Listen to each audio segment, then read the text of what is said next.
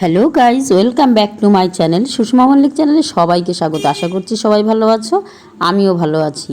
তো আজকের ব্লগটা আমি এখান থেকে স্টার্ট করছি। তো বড়োদেরকে প্রণাম আর ছোটোদেরকে অনেকটা ভালোবাসা জানিয়ে শুরু করলাম। তো দেখো, এই ব্লগটা কিন্তু হচ্ছে বিকেলবেলার, কারণ বিকেলবেলায় হচ্ছে মাছ নিয়ে এসেছিলো।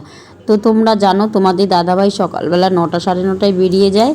ওর আসতে কোনো দিন বিকেল হয়, কোনো দিন সন্ধ্যা হয়, কোনো দিন আবার দুপুরে 2টো আড়াইটার দিকেও চলে আসে। তো আজকে এসেছিলো 3টা 4টার দিকে। তো সকালে ডাল ভাত রান্না হয়েছিল, কতদিন ধরে তোমরা সেটাই দেখছো। তো যাই হোক, বিকেলবেলা মাছ নিয়ে এসছে। আর আমাদের মিষ্টি দেখো মাছ দেখে কতটা খুশি একদম। ও মাছ দেখে লাফাতে শুরু করেছে, কারণ মাছ হলে ও একটু ভালো ভাত খায়, মাছ না হলে খেতে চায় না, মানে ভাতের সামনে। তো আমি ওকে বলছি তোমাকে মাছ দেওয়া হবে না, তোমাকে ওই আলু আর হচ্ছে লাউ যে নিয়ে এসছে ওগুলো দেবো। ও বলছে ঠিক আছে, ও নাকি ওইগুলোই খাবে। তো যাই হোক, তবু ও তো খুশি, জানে ও তো মাছ নিয়ে আসছে মানে ও তো মাছ পাবেই। তো যাই হোক, আমিগুলো মাছগুলোকে ভালো করে একদম পরিষ্কার করে ধুয়ে নিয়েছি। আর জানো, মাছ যত পরিষ্কার ধোয় তত কিন্তু ভালো হয়। আর আমি মাছ যখনই ধুতে যাই, আর এই যে বিকেলের দিকে ধুতে গেছি না, আজকে প্রচণ্ড রোদ উঠেছে। আর রোদ উঠেছে দেখে কিন্তু তোমার হচ্ছে আর ট্যাঙ্কির জলগুলো পুরো গরম, আর তার সঙ্গে একটু নুন দিয়েছি, পরিষ্কার হয়ে গেছে একদম। তারপরে মাছগুলোকে একদম নুন হলুদ মাখিয়ে একটু ভেজে নিলাম, কারণ হচ্ছে এখন তো আর রান্না করব না, শুধু ভেজে রেখে দেবো, আর রাত্রেবেলা একটু রান্না হবে। এর জন্য মাছগুলোকে, যতগুলো মাছ ছিল সবগুলোই কিন্তু আমি ভেজেছি, কারণ 2 রকম নিয়ে এসছে, কতগুলো মাথা আর কতগুলো হচ্ছে এই যে দেখতেই পাচ্ছ মাছ। তো কাতল মাছের মাথা ছিল, আর এই মাছটা রুই মাছ। এটা কিন্তু রাত্রেবেলা ভাত করেছিলাম, আর আলু দিয়ে মাছের ঝোল, এই যে আলু আর মাছের ঝোল। যাই হোক, এটা দিয়েই রাত্রের খাবার দাবার হয়ে গেছে, আর সব ফ্রিজে রেখে দিয়েছিলাম। তো এইটা দেখো, এটা হচ্ছে সকালবেলা উঠে আমি কিন্তু ওভেনটাকে পরিষ্কার করে নিচ্ছিলাম। ওভেনটা পরিষ্কারই ছিল, কিন্তু বৃষ্টি হয়েছিল দেখে জানলা থেকে মানে জল এসে ওভেনটা একটু কেমন হয়ে গেছে।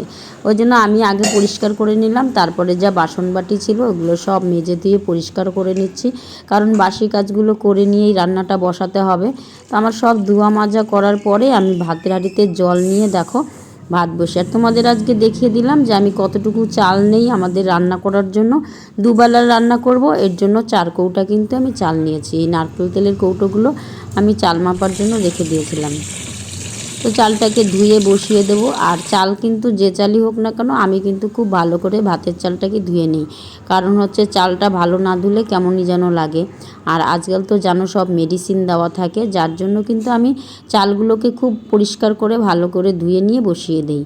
যাই হোক, ভাতটা বসিয়ে দিয়েছিলাম, আর ভাত প্রায় আমার হয়েও গেছে। আর হচ্ছে এদিকে সবজির মধ্যে তোমাদেরকে দেখিয়েছিলাম কালকে লাউ নিয়ে এসেছিলো, সেই লাউটা কেটে নিয়েছি। আর মাছের ঝোলের আলু, আমি খুব অল্প আলু দিই, এর জন্য অল্প একটাই আলু কেটেছি। আর ফ্রিজে বলেছিলাম মাছগুলো রেখে দিয়েছি, এই দেখো ফ্রিজ থেকে নিয়ে নেব। তো প্লেটটা নিচে দেবো, কারণ এক হাতে ক্যামেরা আর এক হাতে মাছ। বুঝতেই পারছো, আমি কিন্তু তোমাদেরকে বলি যে আমি কিন্তু একাই ক্যামেরা করি, একাই সমস্ত কিছু। এটাই দেখো, এক হাতে ক্যামেরা আর এক হাতে কিন্তু এইগুলো করছি। মাঝে মাঝে কোথাও একটা সাইডে রেখে দিয়ে তারপরে আমি ক্যামেরাটা করি। তো যাই হোক, তো আমি ওদিকে রান্না করতে করতে আজকে ভাবলাম, দেখো আজকে সকালে দেখি প্রচুর রোদ উঠেছে। আর এই যে বোতলগুলো দেখতে পাচ্ছ, জগ, এগুলো তো হচ্ছে সবসময় জল খাওয়া হয়। এখন তো গ্লাস ব্যবহারই হয় না বলতে গেলে, কেউ আসলে পরেও জলের বোতল দেওয়া হয়, আর নিজেরাও ওই বোতলেই জল খাওয়া হয়, ফ্রিজেও দেওয়া হয় বোতলগুলো। তো বোতলগুলো ভাবলাম আজকে একদম ধুয়ে পরিষ্কার করে নেই, কারণ এই বোতলগুলো সবসময় ধোয়া হয় না, এগুলো সপ্তাহে 1-2 দিন ধুলে বেশ ভালো লাগে। আর যেহেতু খাবারের জিনিস, তো পরিষ্কার রাখাটাই সব থেকে ভালো। তো এর জন্য আমি এগুলোকে ভালো করে মেজে ধুয়ে একদম পরিষ্কার করে নিচ্ছি, কারণ হচ্ছে আবার দেখো মোটামুটি 1 সপ্তাহ চলে যাবে, কিংবা না হলেও 4-5 দিন যাবে, তারপরে আবার ধুয়ে নিতে হবে। আর বৃষ্টির দিন তো এখন জানি না, একটু যেন তাড়াতাড়িতেই সব কিছু না নোংরা হয়ে যায়। আর সকালবেলা তোমার দাদাভাই বলছিল খিদা লাগছে, যার জন্য আমি না ওকে কিছু আম কেটে দিয়েছি। তো আমগুলো কেটে ওকে মুড়ি দিয়ে দিলাম, আর আমি আবার এইগুলো বোতলগুলো ধুতে শুরু করেছি। এইগুলো ধুয়ে নিয়ে রান্নাটা করে নেব, আমারও খিদে পেয়ে গেছে। তো দেখো, মাছের মাথা দিয়ে লাউ ঘন্ট আমার হয়ে গেছে, এখন মাছের ঝোলটা করব। কড়াই বসিয়ে দিয়েছি, তেল দিয়ে মাছের ঝোল বসিয়েছি। তো যাই হোক, এর মধ্যে আমিও আম আর মুড়ি দিয়ে খেয়ে নিলাম। আর এদিকে দেখো রান্নাঘরের যত কৌটোকাটি ছিল, মানে তেল মশলার জিনিস র্যাকগুলো সব নামিয়েছি। কেন বলো তো, আজকে প্রচণ্ড রোদ আর আজকে একটু ছুটির দিন, বাড়িতেও আছি। তো এর জন্য ভাবলাম আজকে সবই ধুয়ে দেবো। দেখতে পাচ্ছ সব কেমন যেন তেল চিটচিটে ভাব হয়ে গেছে, এতটা নোংরা, মানে রান্না করতে গেলে কৌটোগুলো ধরতেও কেমন যেন লাগে। তো এর জন্য দেখো আমি সব পরিষ্কার করার জন্য সব নামিয়েছি। লাইটারটা সরিয়ে দিলাম, কারণ এটার মধ্যে তেল জল লাগলে খারাপ হয়ে যায়। আর এই দেখো এখানে যে ইয়েগুলো রাখি, তো ট্রেগুলোর নিচে দেখো পিঁপড়ে আর মাটি দিয়ে কি করেছে। আর এর নিচে র্যাকটা থাকে, র্যাকের ওই যে খুব নোংরা হয়েছে।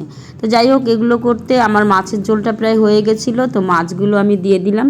আর আমার মাছে কিন্তু তেমন মশলাপাতি খাই না। দেখো আদা জিরা লঙ্কা বাটা, লাস্টে একটু সামান্য গরম মশলা দেবো, কারণ গরমের দিন বেশি দেওয়া যাবে না। শীতের দিন হলে ধনেপাতা দিয়ে তুলে দিতাম, আর যেহেতু গরমের দিন তো একটু হালকা গরম মশলা দেবো, দিয়ে কিন্তু মাছের ঝোলটাকে তুলে দেবো। আর আমি এরকম সত্যি খুব কম মশলা খাই, শুধু আদা জিরা লঙ্কা বাটা দিয়েই কিন্তু মাছের ঝোল করি। পেঁয়াজ রসুন তো আমি কখনোই মাছের ঝোলে কিন্তু দেই না। তো দেখো আমার মাছের ঝোলটাও কমপ্লিট হয়ে গেছে। আজকে কিন্তু বেশি কিছু রান্না না, এত কাজের মধ্যেও শুধু এই মাছের ঝোল আর হচ্ছে মাছের মাথা দিয়ে লাউ ঘন্ট, এইগুলো করে আমি আবার বসে গেছি। এই যে কৌটোগুলো নামিয়েছিলাম সেটা তোমাদেরকে দেখেছিলাম, এইগুলো ধোয়ার জন্য। কারণ এইগুলো মাছ দিয়ে ধুতে কিন্তু অনেকটা টাইম লেগে যাবে। তোমরা দেখতেই পাচ্ছ যে আমার রান্নাঘরে যতগুলো বাসন মানে বাসন বলতে যত কৌটোকাঠি ছিল আমি কিন্তু সব নামিয়ে নিয়ে এসেছি। আর আমি এগুলো ধুতে দিতে একটা দিদি এসেছিলো, দেখো উনি বসে বসে গল্প করছিল আমার সাথে। যাই হোক, ওনার গল্প কথা বলছিল। তো তারপরে আমি স্নান টান করে নিলাম, সব কৌটোকাঠি ধুয়ে দিয়েছিলাম। ওইগুলো আবার মেয়ে ছাদে নিয়ে এসে দেখো ছাদে সব শুকো দিয়েছে। আর আমি কিছু জামা কাপড় ছিল সেইগুলো কেচেছি, বিছানার বেড কভার ছিল ওইগুলো কেচেছি। ওইগুলো জামা কাপড় কেচে ধুয়ে সব ছাদে নিয়ে এসেছি শুকো দিতে। এবার শুকো দিয়েটি আমি কিন্তু তাড়াতাড়ি করে রেডি হব, কারণ আবার নিচে যাব, খাবো, একটু রেডি হব। কেন বলো তো, আজকে যাব আবার বাবার বাড়িতে, কারণ ফোন করেছিল। দেখো আমি একদম রেডি হয়ে গেছি। আর ওই দেখো নিচে হারমোনিয়াম দেখাচ্ছি তোমাদেরকে, ওইটাকে নিয়েই যাবো। এই যে হারমোনিয়ামটা টাওয়াল দিয়ে ঢেকে রেখেছি, ওটার অবস্থা খুব খারাপ। আর এদিকে দেখো রাস্তায় 12টা থেকে দাঁড়িয়ে আছি, কোনো টোটো নেই। আর টোটো যাও একটা দুটো আসছে, একদম ভর্তি। যাই হোক, তারপরে একটা ফাঁকা টোটো পেয়েছি, সেই টোটোতে করেই আমি চলে গেলাম। এটা ছিল আমাদের 3 পোলের এই দিকের রাস্তার পুরোটা। আমি যেহেতু টোটোতেই যাব, এই একটা টোটোতেই গেছি। তো এই 3 পোল থেকে তারপরে কিন্তু আমাদের হাই রোডে উঠতে হয়। আমি কোথা দিয়ে বাবার বাড়িতে যাচ্ছি সেটাই তোমাদেরকে দেখালাম। এটা হচ্ছে হাই রোড, ইসলামপুরের হাই রোডে। হাই রোড থেকে আমি আবার ঢুকে গেছি আমার বাবার বাড়ির যে গলিটা, সেই গলিতে। আমার বাবার বাড়িটা পৌরসভার মধ্যে পড়েছে। তো দেখতেই পাচ্ছ এদিকে চারিদিকে শুধু পাকা বাড়িগুলো। তো আমি বাবার বাড়ির কাছাকাছি প্রায় চলে এসেছি, সামনের যে গলিটা সেই গলি দিয়ে ঢুকলাম। তো ওই গলিতেই এই দেখো একদম সামনেই বাবার বাড়ি।